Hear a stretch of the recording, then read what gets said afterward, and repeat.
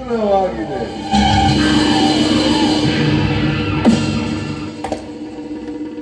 ಇದು ಕಲಿಯುಗ. ಈ ಕಲಿಯುಗದ ಕುಬೇರ MLA ವೀರನಗೌಡ ಪಾಟೀಲ್. ಇಲ್ಲಿ ನನ್ನದೇ ಸರ್ವಾಧಿಕಾರ. ಇಲ್ಲಿ ನಡೆಯುವ ಪ್ರತಿಯೊಂದು ಕಾಮಗಾರಿ ಕಾರ್ಯಕ್ರಮ ಕೂಡ ನನ್ನ ಅಡಗಿಯಲ್ಲಿಯೇ ನಡೆಯಬೇಕು. ನನ್ನ ಅಣತಿಯಲ್ಲಿಯೇ ನಡೆಯುತ್ತದೆ.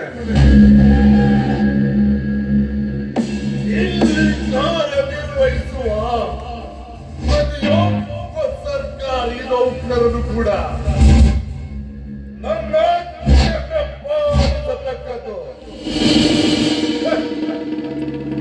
ಈ ವೀರನಗೌಡ ಹೇಳಿದ್ದೇ ನ್ಯಾಯ, ಮಾಡಿದ್ದೇ ಕಾನೂನು.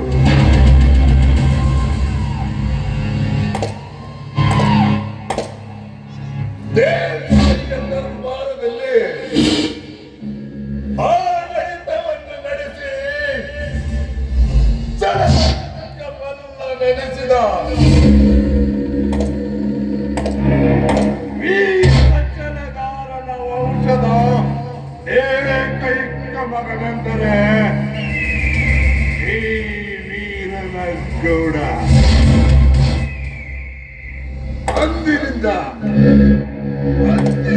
ಇಂದಿನವರೆಗೂ ನ್ಯಾಯಾಂಗದ ನೀತಿಯನ್ನೇ ಅನುಸರಿಸುತ್ತಾ ಬಂದಿರುವ ನನಗೆ ಯಾವ ಬುದ್ಧಿ ಎದುರಾಗಿ ಉಳಿದಿಲ್ಲ.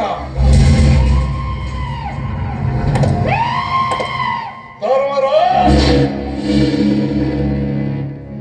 ಈ ಜಗದಲ್ಲಿ ನಿನ್ನ ಅಣ್ಣ ತಮ್ಮಂದಿರ ಬಲದಿಂದ ಎಷ್ಟು ಧರ್ಮ ಪಾಠವನ್ನು ಹೇಳಿದರು, ಕೀರ್ತಿವಂತನೆನಿಸಿಕೊಂಡರು.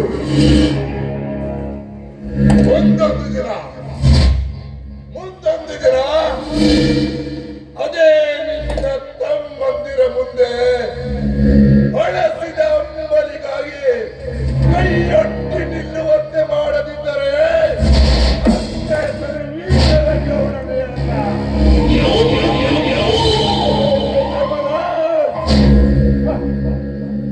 ವಿಮಾನ ನಿಲ್ದಾಣದ ಆಸೆ ಹೊತ್ತಿರುವ ನನಗೆ ನಿನ್ನೆಲ್ಲ ರೈತ ಸ್ನೇಹಿತರೊಡಗೂಡಿ ಆ ಭೂಮಿಯನ್ನು ನನ್ನಂತ ಮಾಡದಿದ್ದರೆ ಮೋಸದಿಂದಲಾದರೂ ನಿನ್ನ ತಮ್ಮನೊಬ್ಬನನ್ನು ನನ್ನಂತ ಮಾಡಿಕೊಂಡು ಅವನಿಂದಲೇ ನಿನ್ನ ಸಂಸಾರಕ್ಕೆ ಕಣನ ಹಚ್ಚಿ ಗೋಳಕ್ಕೆ ಸಿಕ್ಕ ತಪ್ಪಿನ ಎಪ್ಪಿ ಮಾಡಿ ನನ್ನ ನೆಚ್ಚಿನ ಭೂಮಿಯನ್ನು ಪಡೆದುಕೊಳ್ಳದಿದ್ದರೆ ಈ ನಾಡಿನ ಸರ್ವಾಧಿಕಾರಿ ದಕ್ಷಿಣೇಶ್ವರನಲ್ಲಿ ಕೊಳ್ಳದಿದ್ದರೆ ರಾಜಕೀಯ ನಿಸ್ವಾರ್ಥತೆ ಆಶ್ರಿತ. ಅದೇ ಎಂದು ಬೇಗ ಹೇಳಿಕೊಂಡ್ರೆ ಸಚಿವರ ಹೇಳಿಕೆಯಂತೆ ವಿಮಾನ ನಿಲ್ದಾಣದ ಹೆಸರಿನಲ್ಲಿ ನಮ್ಮ ಫ್ಯಾಕ್ಟರಿ ಕಟ್ಟಲು ಬೇಕಾಗುವ ಭೂಮಿಯನ್ನು ಕೊಡಲು ಯಾರ್ಯಾರು ತಯಾರಿದ್ದಾರೆ, ಯಾರ್ಯಾರು ಹೋಗ್ತಾರೆ ಅವರ ಲಿಸ್ಟ್ ಮಾಡಿದ್ರೆ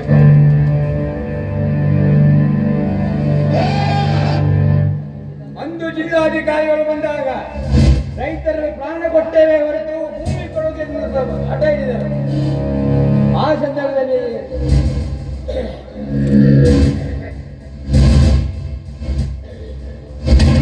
ಆವಾಗ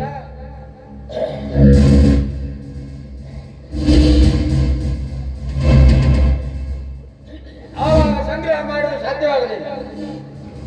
ಸಾಧ್ಯವಾಗದಿದ್ದರೆ ಸಾಧಿಸಿ ತೋರಿಸುವನು ನಿಜವಾದ ಗಂಡಸರು.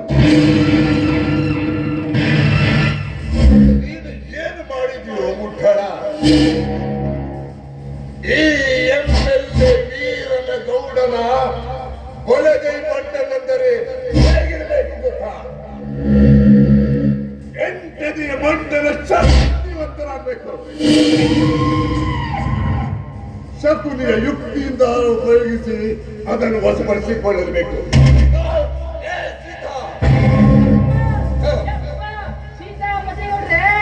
ಆ ಭೂ ಸ್ವಾಧೀನದ ಬಗ್ಗೆ ಕರಡು ಪ್ರತಿ ತಯಾರಿಸಿದ್ದೇನು?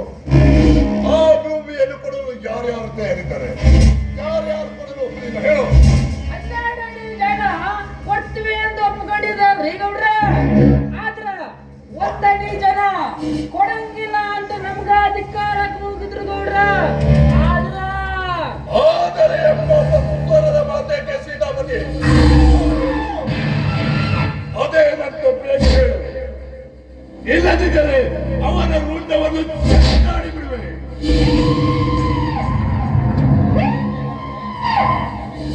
ಅದಷ್ಟೇ ಗೌಡ್ರೆ, ಈ ಮಾಂತ್ರಿಕ ಯಂತ್ರದಿಂದ ಅವನೆಷ್ಟೇ ಹಾರಾಡಿದರು ಅವನನ್ನು ಸೀಡಿನಿಂದ ಬರುವಳಿಗೆ ಒಪ್ಪಿಸುತ್ತೇನೆ.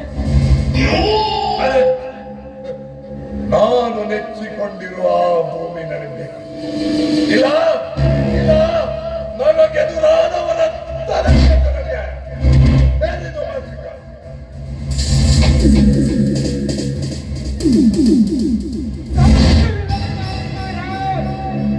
ಅದೆಂದಿಗೂ ಸಾಧ್ಯವಿಲ್ಲ. ನೀನೊಬ್ಬ MLA ಎಂದ ಮಾತ್ರಕ್ಕೆ ಈ ಊರ ರೈತರ ಜಮೀನುಗಳನ್ನು ಕಿತ್ತುಕೊಳ್ಳಕ್ಕೆ ನಿನಗೂ ಸಾಧ್ಯವಿಲ್ಲ. ಈ ನಿನ್ನ ಮಾಂತ್ರಿಕನಿಗೂ ಸಾಧ್ಯವಿಲ್ಲ.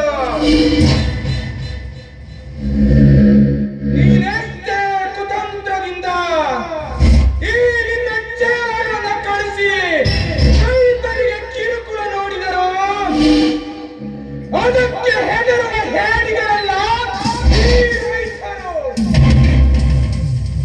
ಅದರಲ್ಲಿ ನಿನಗೆ ಒಂದು ಹಿಡಿ ಮಣ್ಣು ಕೂಡ ಕೊಡಲಾರೆವು. ಎಚ್ಚರ!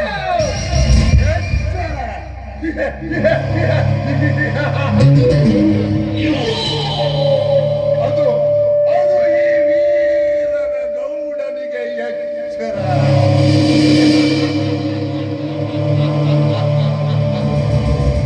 ಛಲದಂಕವಲ್ಲ, ಚತುರನ್ನ ಚತುರ, ರಣವಿಕ್ರಮ, ಭಯಂಕರ ಈ ವೀರನ ಗೌಡನಿಗೆ ಎಚ್ಚರ. ಮನೆ ಇದು ಇದು ವೀರನ ಗೌಡನ ಕೋಟೆ ಕಣೋ. ವೀರನ ಗೌಡನ ಕೋಟೆ ಈ ಸರ್ವ ಸಾಮ್ರಾಜ್ಯದ ಅಧಿಪತಿಯಾಗಿ ಮೆರೆಯುವ ಈ ವೀರನ ಗೌಡನಿಗೆ ಎಚ್ಚರ. ಇನ್ನಂತೆ ಅದೆಷ್ಟು ಜನರು ನನ್ನ ಈ ಮನೆಯಲ್ಲಿ ಮಣ್ಣಲ್ಲಿ ಮಣ್ಣಾಗಿ ಹೋಗಿದ್ದಾರೆ. ಆ ನಿನ್ನ ರೋಷದ ಮಾತು ಬರೀ ಅರಣ್ಯ ರೋದನವಷ್ಟೇ ಈ ಗೌಡನ ಮುಂದೆ. ಮಿಸ್ಟರ್ ವೀರ, ನಾನು ಎಂತವನು ಎಂಬುದನ್ನರಿಯದೆ ನೀ ಬಾಯಿಗೆ ಬಂದಂತೆ ಹೊಗಳಿದರೆ ಯಮಲೋಕ ಕಟ್ಟಿ ಬಿಡುವೆ. ಎಚ್ಚರ! ನಾನು ಯಾರು, ನಾನೆಂತವನೆಂಬುದನ್ನು ನೀರರಿಯದೆ ಕೋಣನ ತರ ಕಿರುಚಿದರೆ ಈ ಕುರಿ ಬಳ್ಳಿಗಟ್ಟಗರಾಗಿ ನಿನ್ನೆಗೆ ಗುದ್ದಿಕೊಳ್ಳಲಿದೆ. ಎಚ್ಚರ! ಕ್ರೂರ! ಇವನು ಸೊಪ್ಪಿನ ಬೇಳಿ ಬೀರನಲ್ಲೇ ಸಿಕ್ಕಂತೆ ಕುರಿ ಹಾಲು ಕುಡಿದು ಕಟ್ಟಿ ಮೈ ಬೆಳೆಸಿಕೊಂಡಿರುವ ಕಾಯಿ ಕಾರ. ಮಿಸ್ಟರ್ ವೀರ, ಅವಸರದಲ್ಲಿ ಮಾತನಾಡುವೆ ಅವಸಾನ ಮಾಡು. ನೀ ನನ್ನೊಂದಿಗೆ ಕೈ ಜೋಡಿಸಿ ಆ ಭೂಮಿಯನ್ನು ನನ್ನತ್ತ ಮಾಡಿಕೊಳ್ಳಿ. ನಿನ್ನನ್ನ ಈ ನಾಡಿನಲ್ಲಿ ಬಹುದೊಡ್ಡ ಶ್ರೀಮಂತನನ್ನಾಗಿ ಮಾಡುವೆ. ಆ 300 ಎಕರೆ ಗೋಮಾಳ ನನ್ನದು ಅಲ್ಲ, ನಿನ್ನದು ಅಲ್ಲ. ಅಲ್ಲಿಗೆ ಹೋಗುವ 400 ಎಕರೆ ಜಾಗ ನನ್ನದು ಅಲ್ಲ, ಯಾಕೆ ಸುಮ್ಮನೆ ಬಾಯಿಗೆ ಬಂದಾಗ ಬಿಡ್ಕೊಡ್ತೀಯೋ? ನನ್ನೊಂದಿಗೆ ಸ್ನೇಹ ಬೆಳೆಸು. ನಿನಗೆ ಏನ್ ಬೇಕು, ಎಷ್ಟು ಬೇಕು, ತಕ್ಷಣವೇ ಮಾಡ್ಕೊಡ್ತೀನಿ.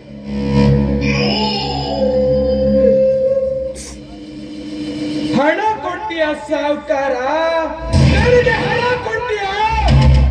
ಈ ನಿನ್ನ ಹಣದಿಂದ ನನ್ನನ್ನ ಕೊಂಡುಕೊಳ್ಳಬಲ್ಲೆ ಎಂಬ ನಿನ್ನ ದುರಾಭಿಮಾನಕ್ಕೆ ನಾನು ಬೆಲೆ ಕೊಡುವವನಲ್ಲ. ಈ ನಮ್ಮ ಮಾತು ಕೇಳಿ ನಗಬೇಕು, ಅಳಬೇಕು, ನನಗೊಂದು ತಿಳಿತಾ ಇಲ್ಲ ಸಾವುಕಾರ. ದುಃಖ ಪಡಬಾರದು. ಬಾಗಿಲಿಗೆ ಬಂದ ಭಾಗ್ಯಲಕ್ಷ್ಮಿಯಲ್ಲಿ ಬಾಕಿ ತಪ್ಪಿಕೊಳ್ಳಬೇಕು. ಇಲ್ಲಾಂದ್ರೆ ನಿನ್ನಂತ ಶತದಡ್ಡ ಮತ್ತಾರು ಇಲ್ಲ. ಸಾವುಕಾರ,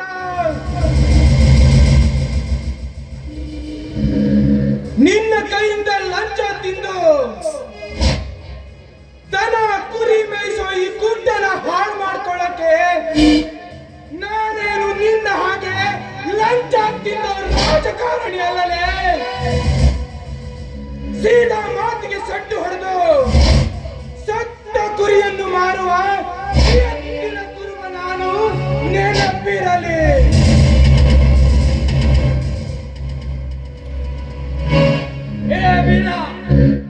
ಹುಚ್ಚರ ಹಾಗೆ ಎತ್ತರ ತಪ್ಪಿ ಮಾತನಾಡಿ ವಯಸ್ಸು ಬಂದನ್ನು ತಿರಸ್ಕರಿಸಬೇಡ.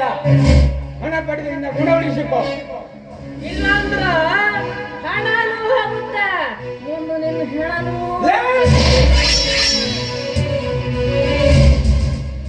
ನನ್ನ ಹೆಣ ಹೋಗುವ ಮುನ್ನ ಈ ನಿಮ್ಮ ಮೂವರ ಹೆಣ ಮಾಡೋದು ನನಗೆ ಚೆನ್ನಾಗಿ ಗೊತ್ತಲೇ, ಚೆನ್ನಾಗಿ ಗೊತ್ತು.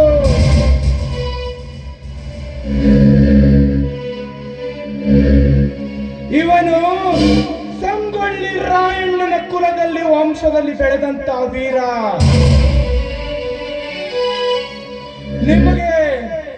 ನಿಮಗೆ ಕೊನೆಯದಾಗಿ ಎಚ್ಚರಿಕೆ ಕೊಟ್ಟು ಹೋಗಾಕ ಬಂದೀನಿ. ಈ ಗೋಮಾಳ ದನ ಕುರಿಗಳ ಸೊತ್ತು. ಈ ಭೂಮಿ ಜಗತ್ತಿಗೆ ಅನ್ನ ನೀಡೋ ರೈತರ ಸೊತ್ತು.